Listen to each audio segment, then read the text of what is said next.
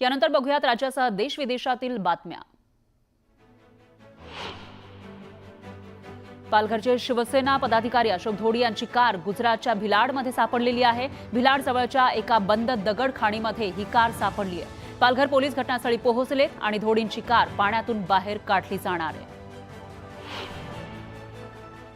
अशोक धोडींच्या अपहरण प्रकरणी धोडींच्या पत्नी आणि मुलानं पालकमंत्री गणेश नाईक यांची भेट घेतली। अशोक धोडींना लवकरात लवकर शोधण्यात यावं अशी मागणी कुटुंबियांनी केली।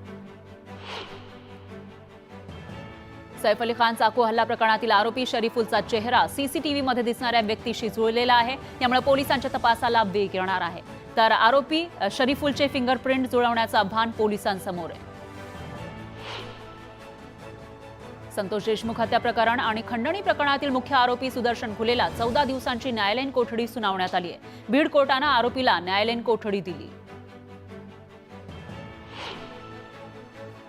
संकट आज आलं नाही, 53 दिवसांपासून मला टार्गेट केलं जात आहे असं मंत्री धनंजय मुंडे म्हणाले। मात्र 53 दिवसात मी एकही शब्द बोललो नाही असंही धनंजय मुंडेंनी म्हटलं। माझ्या राजीनाम्यापेक्षा देशमुखांना न्याय देणं महत्त्वाचं आहे, आरोपींना फासावर लटकवणं गरजेचं आहे असं वक्तव्य मंत्री धनंजय मुंडेंनी केलं। आरोपी कुणीही असो, शिक्षा व्हावी ही आमची भूमिका असल्याचंही ते म्हणाले। भगवानगडाचे महंत नामदेव शास्त्री यांनी भगवानगड हा धनंजय मुंडेंच्या पाठीशी असल्याचा थेट संदेश दिला। बीड हत्या प्रकरणामध्ये मुंडेंना जाणीवपूर्वक बदनाम केलं जात आहे, समाजाच्या आडून मोठं राजकारण होत आहे असा आरोप नामदेव शास्त्रींनी केला। धनंजय मुंडे गुन्हेगार नाहीत हे ठामपणे सांगू शकतो, ते खंडणी घेऊन जगणारे नाहीत असं वक्तव्य महंत नामदेव शास्त्रींनी केलं। त्यामुळे धनंजय मुंडेंना नवसंजीवनी मिळणार का याविषयी चर्चांना उधाण आलं। संघर्षाच्या काळामध्ये भगवानगड माझ्या मागे उभा आहे, भगवान बाबांनी माझ्या मागे शक्ती उभी केली असं धनंजय मुंडे म्हणाले। नामदेव शास्त्रींच्या पाठिंब्यासारखी दुसरी ताकद नाही, त्यांच्या पाठिंब्यानं मला ऊर्जा मिळाली अशी भावना मुंडेंनी व्यक्त केली। नामदेव शास्त्रींच्या मुंडेंवरील वक्तव्यावरून मनोज जरांगेंनी जोरदार टीका केली। आरोपींचं समर्थन हे राज्याचं मोठं दुर्दैव आहे अशी टीका जरांगे पाटलांनी केली। नामदेव शास्त्रींचं बोलणं योग्य नाही, आपण कशाचं समर्थन करतोय हे समजलं पाहिजे अशी टीका जितेंद्र आव्हाड यांनी केली। राज्यात सध्या ऑपरेशन टायगरची चर्चा सुरू आहे। ठाकरे गटाचे 9 पैकी 6 खासदार भाजपच्या वाटेवर असल्याची माहिती सूत्रांनी दिली आहे, तर 5 खासदारांकडून भाजपमध्ये जाण्याची जुळवणी पूर्ण झाली आहे आणि एका खासदाराचा अजूनही तळ्यात मळ्यात असल्याचं समजतंय। संभावित प्रवेशामुळे मात्र शिवसेना शिंदे गटात नाराजीचा सूर असल्याचंही कळतंय। शिवसेनेच्या मिशन टायगरवरून संजय राऊतांनी हल्लाबोल केला। आताचे टायगर नाहीत, वाईल्ड कॅट आहेत असं म्हणत त्यांनी शिवसेनेला टोला लगावला। तर जातायत त्यांना आमच्या शुभेच्छा आहेत असंही राऊत म्हणाले। ठाकरे गटाला सर्वच कार्यकर्ते कंटाळले, त्यामुळे सर्व कार्यकर्ते शिवसेनेमध्ये येणारच असा दावा शिवसेना नेते नरेश म्हस्केंनी केला। पुण्याच्या 2 माजी आमदारांनी एकनाथ शिंदेंची भेट घेतल्यामुळे राजकीय वर्तुळात चर्चा सुरू झाल्यात। रवींद्र धंगेकर आणि महादेव बाबर यांनी उपमुख्यमंत्री एकनाथ शिंदेंची भेट घेतली। फेब्रुवारी महिन्याच्या पहिल्या आठवड्यामध्ये महादेव बाबर हे शिवसेनेत प्रवेश करणार असल्याची माहिती आहे। उपमुख्यमंत्री एकनाथ शिंदेंची रवींद्र धंगेकर यांनी भेट घेतली आहे। यावरून चर्चा रंगल्यानंतर शासकीय कामासाठी शिंदेंची ही भेट असल्याचं स्पष्टीकरण धंगेकरांनी दिलं। आमचे चांगले संबंध आहेत, मी अजूनही काँग्रेसमध्येच आहे असंही रवींद्र धंगेकर म्हणाले। मागच्या काळामध्ये मी पुन्हा येईन असं सर्व उपहासात्मकपणे म्हणायचे, पण काळ आणि वेळेप्रमाणे शब्दांचे अर्थ बदलतात असं म्हणत फडणवीसांनी विरोधकांवर निशाणा साधला। मी पुन्हा येईन, माझा पिच्छा सोडत नाही असंही फडणवीस म्हणाले।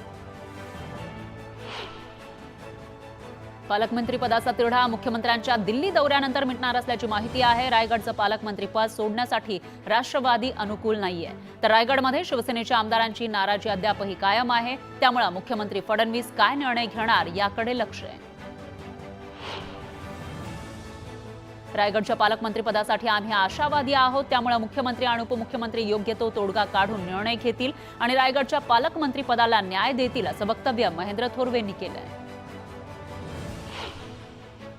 मुख्यमंत्री फडणवीसांनी मंत्र्यांचा क्लास घेत आठवड्याचं वेळापत्रक ठरवलं. मंत्री सोमवार ते बुधवार मुंबईमध्ये असतील, तर गुरुवारी आणि शुक्रवारी राज्यभरात विभागवार कामाचा आढावा घेणार आहेत आणि शनिवारी रविवारी आपल्या मतदारसंघातील प्रश्न मार्गी लावणार आहेत.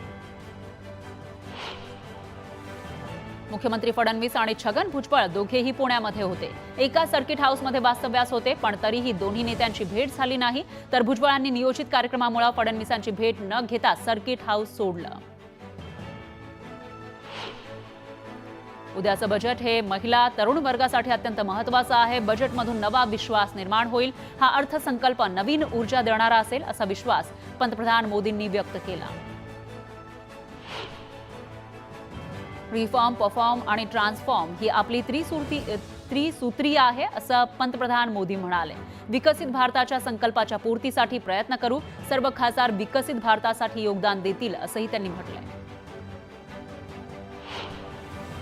देशाच्या जनतेनं तिसऱ्यांदा नेतृत्वाची संधी दिली आहे. भारत सध्या मिशन मोडमध्ये आहे. स्वातंत्र्याच्या 100 वर्षात भारत विकसित होणारच, असा विश्वास पंतप्रधान मोदींनी व्यक्त केला. अहिल्यादेवी होळकर यांच्या 300व्या जन्मोत्सवानिमित्त चौंडीमध्ये राज्य सरकारनं मंत्रिमंडळ बैठकीचं आयोजन करावं, अशी मागणी आमदार गोपीचंद पडळकरांनी केली.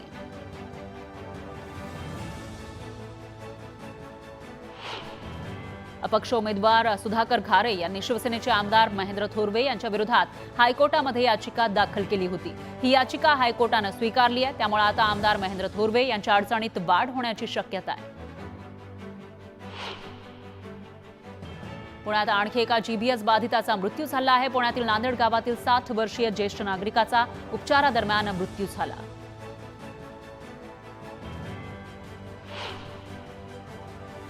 पिंपरी चिंचवडमध्ये व्यक्तीचा जीबीएसमुळे मृत्यू झाला. एका 36 वर्षीय युवकाला जीबीएसची लागण झाली होती.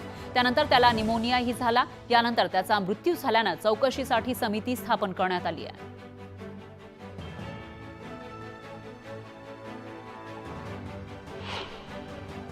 पुण्यानंतर आता नागपुरातही जीबीएसचे रुग्ण वाढलेले आहेत. नागपुरातील जीबीएस बाधितांची संख्या 8 वर गेली आहे, तर नागपूर शहरामध्ये 5 रुग्णांची नोंद झाली. छत्रपती संभाजीनगरमध्ये जीबीएसनं शिरकाव केला आहे. घाटी रुग्णालयामध्ये आणखी एका जीबीएस बाधिताची नोंद झाली आहे, तर जिल्ह्यामध्ये आतापर्यंत 5 जणांना जीबीएसची बाधा झाली.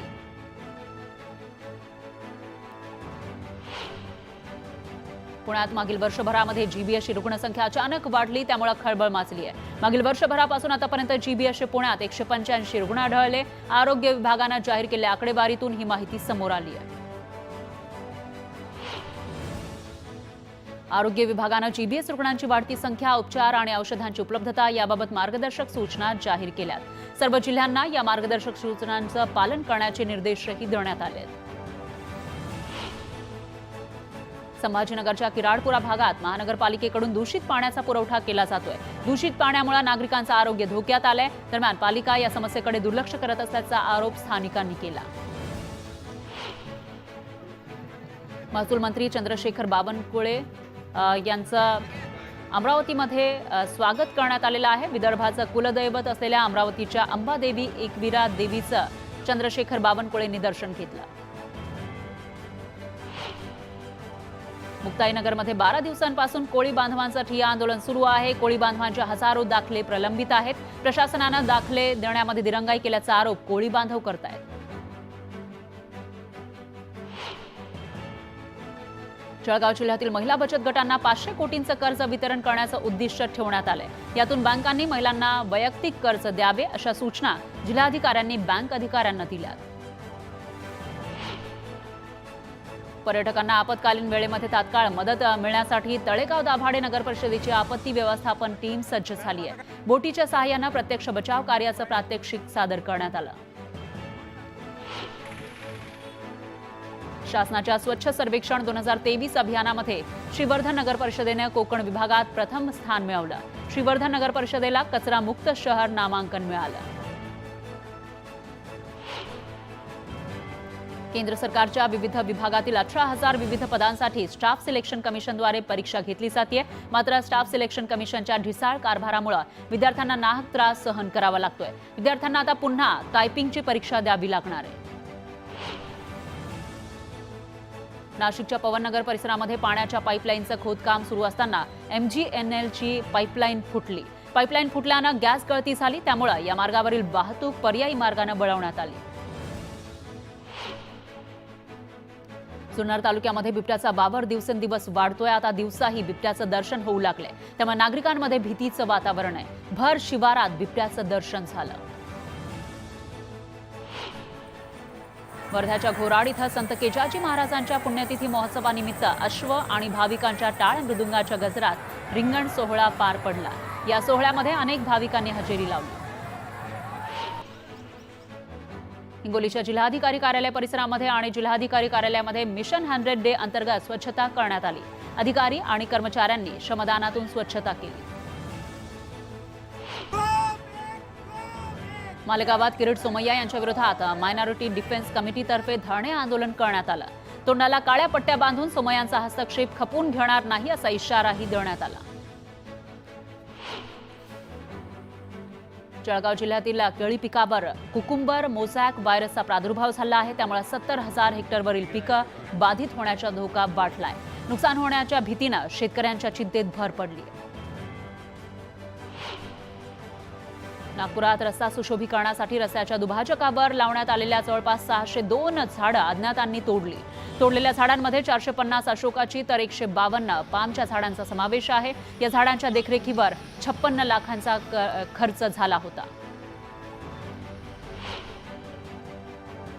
छत्रपती संभाजीनगरमध्ये यंदा कापसाचा भाव 7,000च्या पुढे जात नसल्यानं कापसाच्या दरवाढीची आशा मावळली आहे. भाव वाढण्याच्या अपेक्षेनं घरात कापूस साठवून ठेवलेल्या शेतकऱ्यांचा आर्थिक बजेट कोलमडलंय.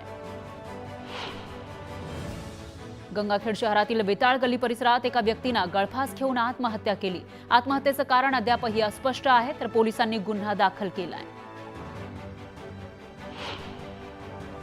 वाढती गुन्हेगारी नियंत्रणात येण्यासाठी यवतमाळ जिल्हा पोलीस अधीक्षकांनी नवीन पॅटर्न राबवण्याचा संकल्प केलाय. त्याला ग्राम सुरक्षा दल असं नाव देण्यात आलंय. जिल्ह्यातील 31 पोलीस स्टेशन अंतर्गत येत असलेल्या 2000 पेक्षा जास्त गावांमध्ये हे दल असेल. छत्रपती संभाजीनगरमधील धक्कादायक प्रकार समोर आला आहे. पाळीव कुत्र्यानं त्याच्या मालकिणीसमोरच भटक्या कुत्र्यावर हल्ला केला आणि त्याला रक्तबंबाळ केला. पण कुत्र्याची मालकीण हा सगळा प्रकार पाहत उभी राहिली. तिनं कोणत्याही प्रकारचा हस्तक्षेप केला नाही, त्यामुळे भटक्या कुत्र्याला त्याचा जीव गमवावा लागलाय. या घटनेविरोधात कुत्र्याच्या मालकिणीवर जवाहरनगर पोलीस ठाण्यामध्ये गुन्हा दाखल झाला. सोलापूर जिल्ह्यामध्ये बर्ड फ्लूचा धोका टाळण्यासाठी प्रशासनाकडून योग्य त्या उपाययोजना करण्यात येत आहेत. त्यासाठी पोल्ट्री फार्म धारकांकडून योग्य ती दक्षता घेतली जाते.